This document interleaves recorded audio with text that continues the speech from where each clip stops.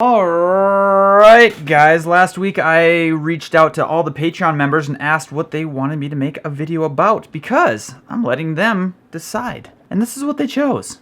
Let's talk about one of the most important parts of pole vault technique that doesn't get talked about enough. Pole speed. Runway speed will always be the most important part of the pole vault, with a close second being pole speed. Besides being safe, because if you break your legs or die, it's really hard to pole vault. Pole speed is the speed in which the pole goes from an angle to the vertical position. Pole speed is the speed in which the pole goes from an angle to the vertical position. Now the trick is to always try to get the pole to vertical as fast as you can. Always. Now there are a few things that affect pole speed. Number 1, grip. Number 2, runway speed. Number 3 is the pole weight or the flex if it's bending.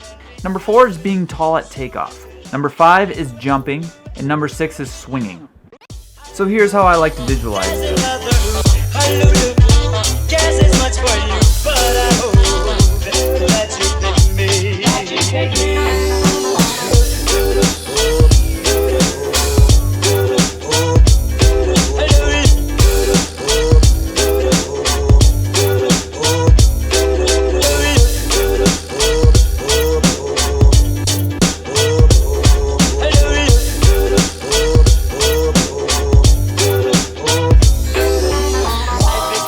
The goal is to jump high, and the 3 settings you can manipulate are the grip, the run, and the pull. Now ideally, if you max out all of these settings, you're going to have the best time. You're going to jump the highest. But it's not that easy because every pole vaulter is different and they all have different strengths and weaknesses. Every vault, arch, or rainbow is different based on your grip. This is the pole, this is the box. Our goal is to get the pole to vertical as fast as we can. Here's a bunch of ways how to do that. Runway speed. The fastest you are when you hit the pole, the faster you can move the pole. Grip. If you hold lower, your arch is smaller, so it's easier to get the pole to vertical. The higher you hold, the longer the arch becomes, and the harder it is to get the pole to vertical. Grip. Grip, grip, grip, grip, grip, grip, grip. The pole flex or the weight. Say you're holding on the top of the pole, but it's kind of difficult. This is why fiberglass vaulters ended up jumping higher. Because once they could start bending the pole, they pulled it down and the pole bent to a different level. The pole bends, moves to the different arc, swings to vertical, and then it shoots up to vertical once it gets to the center.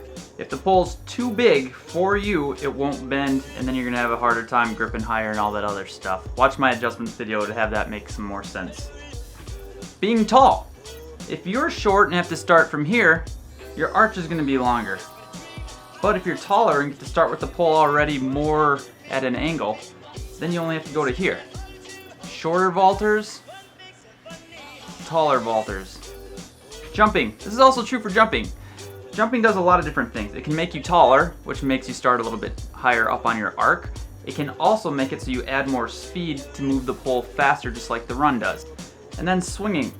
Swinging does all sorts of great things. It helps move the pole vertical really fast. If you have a powerful swing, it helps bend the pole more so you can come down a couple of these arches and fling up. It just does a lot of really good things. All of these things affect the pole speed. A combination of a bunch of those things helps the pole speed too. What can you learn here? One of my favorite cues is trying to knock the crossbar down with both hands. The crossbar would be right here. Why is that cue so awesome? Because if you're running really fast up towards the crossbar, you're gonna have some good runway speed. It makes you taller because you're reaching your arms up towards the crossbar. You usually jump off the ground because the crossbar is up nice and high, so you have to jump up towards the crossbar. Because you're jumping up towards the crossbar and moving your hands really aggressively, it usually bends the pole. So, moving your hands towards the crossbar adds more energy, helps with that. And because you're moving your arms so aggressively, it helps with your swing. Now, like I said, that's my favorite cue because out of all of these things that we had here, out of all 6 of those, throwing your hands up towards the crossbar hit 5 of them. Last thing I'll add that I feel like is really important, but too much pole speed can be a bad thing too, because then you pass the point of vertical too quick and then you blow into the crossbar. That's why there's this perfect balance where you want to land right in the middle. You have to find what works best for you and figure out your own little puzzle to make you jump the highest. Does this help? Let me know in the comments. I'd love to hear from you.